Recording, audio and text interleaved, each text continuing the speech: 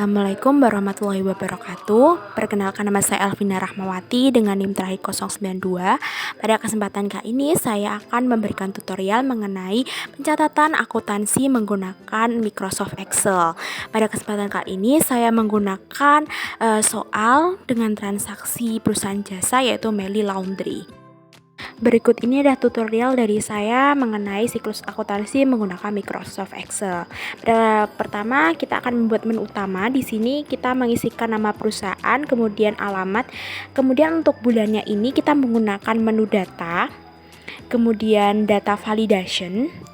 Kita gunakan data validation, kemudian allow kita isi dengan list, kemudian sort kita isi dengan bulan dari Januari sampai Desember dengan menggunakan titik koma. Kemudian untuk bulannya saya memilih bulan Desember karena di soal tadi transaksi terjadi pada bulan Desember tahun 2022 sehingga bulan yang saya pilih adalah Desember. Tapi kalau di transaksi Januari ya kita pilih Januari. Kemudian untuk tahun ini tahun 2022 sesuai dengan soal.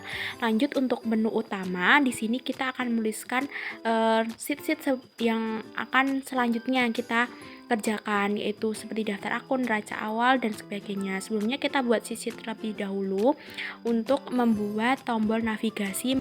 Pembuatan tombol navigasi ini membantu kita untuk menuju ke sheet yang akan kita gunakan selanjutnya. Caranya dengan klik kanan hyperlink dan kita pilih sheet mana yang akan kita gunakan. Di sini salah satu contohnya ketika kita mengklik daftar akun, maka kita akan langsung terbawa ke menu sheet daftar akun itu. Di sini juga ada menu utama, previous dan next. Ini sama juga dengan tombol navigasi yang ada di menu utama. Caranya kita membuat save, kemudian kita pilih bentuk apa yang akan kita pilih. Kalau di sini saya menggunakan kotak saja, kemudian saya isi dengan teks dengan menu utama previous atau next. Kemudian kita klik kanan hyperlink, kemudian sheet mana yang akan kita tuju. Untuk menu utama kita memilih sheet menu utama saja, kemudian untuk previous juga menu utama. Yang next itu hanya perlu kita gunakan untuk sheet selanjutnya itu customer supplier, seperti itu.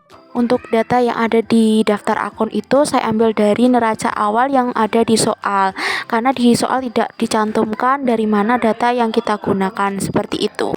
Jadi semua data yang di nomor akun dan nama akun itu saya dapatkan dari neraca saldo awal yang ada di soal.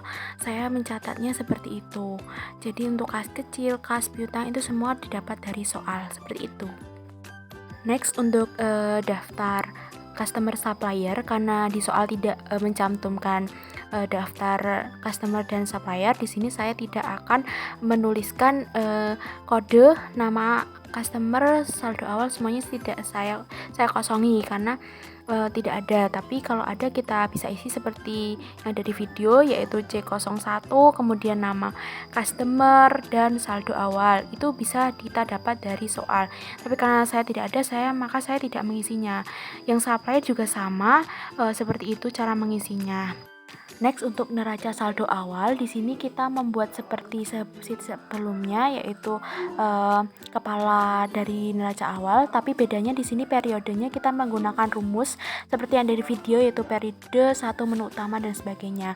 Untuk daftar akun dan nama akun itu saya kopas link dari sheet daftar akun ya. Untuk nomor akun dan nama akun itu sendiri kita menggunakan dari sheet daftar akun.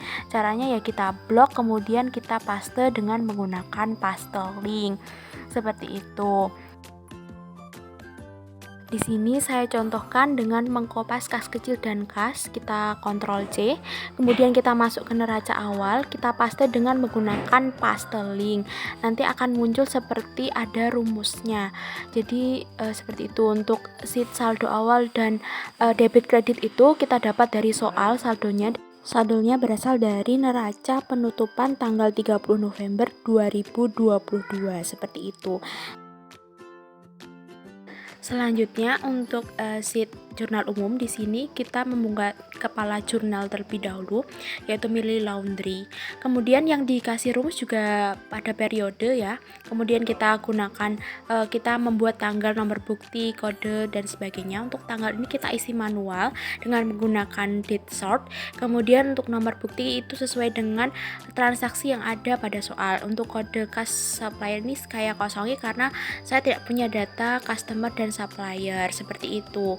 Namun apabila ada customer dan supplier, kita bisa menggunakan data, kemudian data validation, kemudian kita isi dengan kode-kode customer yang kita miliki seperti C01, S01, S02 seperti itu.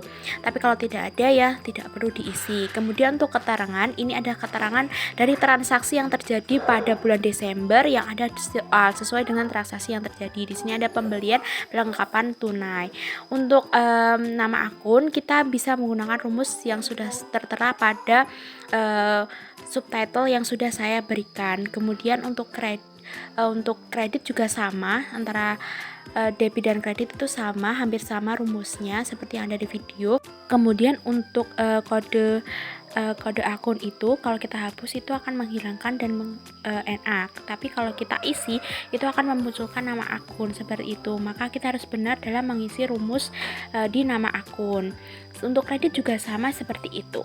Pada jurnal umum ini ada 3 warna, yaitu biru, oranye dan hijau. Untuk biru itu untuk jurnal umum, untuk oranye itu untuk jurnal penyesuaian, dan yang terakhir warna hijau itu untuk jurnal penutupan. Seperti itu. Kita harus memastikan bahwa antara debit dan kredit itu harus sama.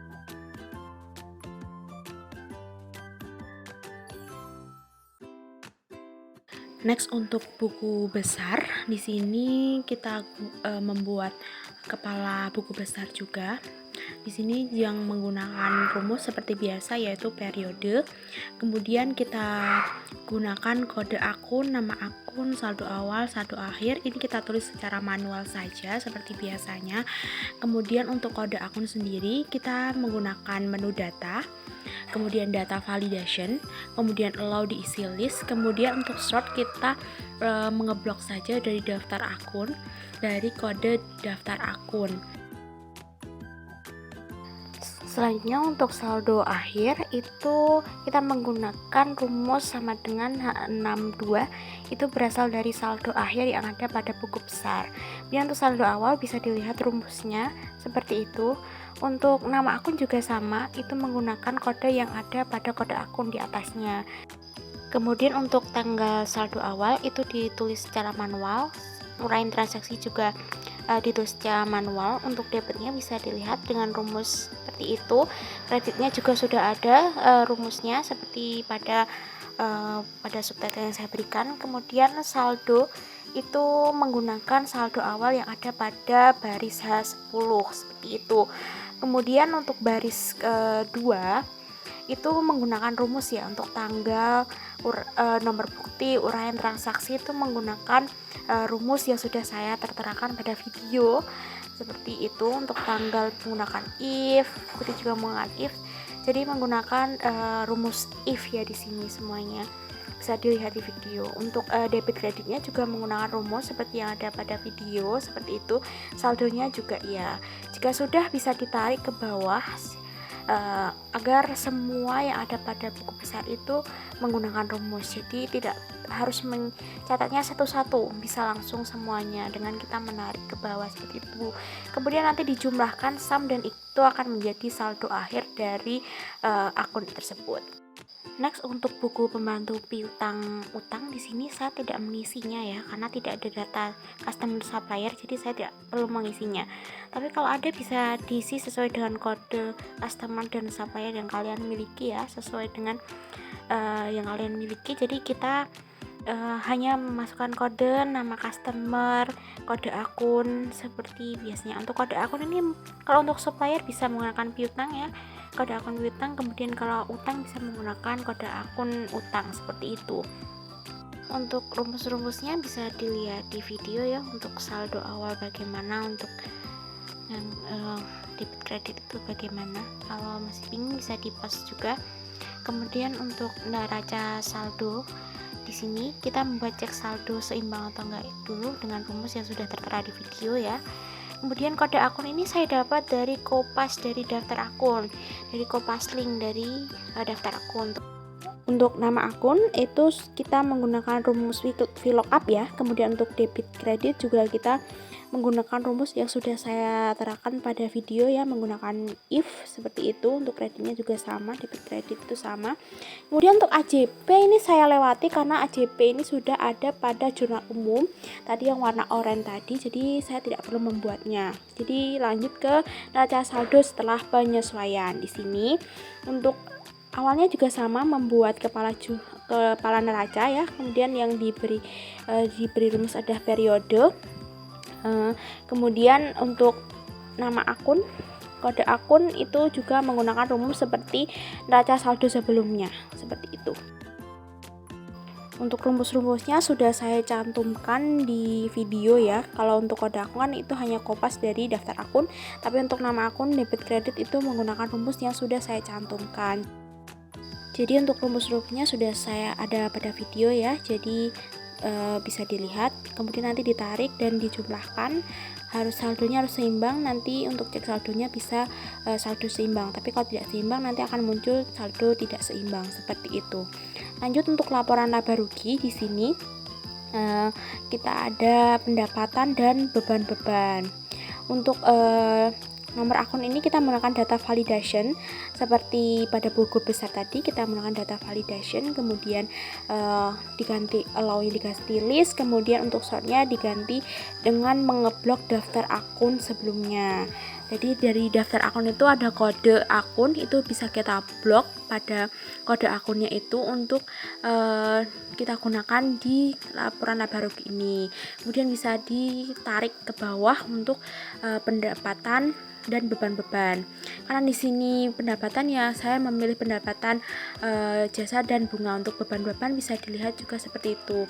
Kemudian untuk nama akun kita menggunakan rumus VLOOKUP ya, seperti yang ada di video. Kemudian untuk saldo per akunnya menggunakan rumus if. Nanti akan ditotal pendapatan bersih dan total beban. Kemudian laba ruginya tersebut didapat dari pengurangan pendapatan bersih dikurangi dengan total beban, seperti itu. Next, untuk laporan ekuitas ini untuk modal awal dan sebagainya itu ditulis secara manual.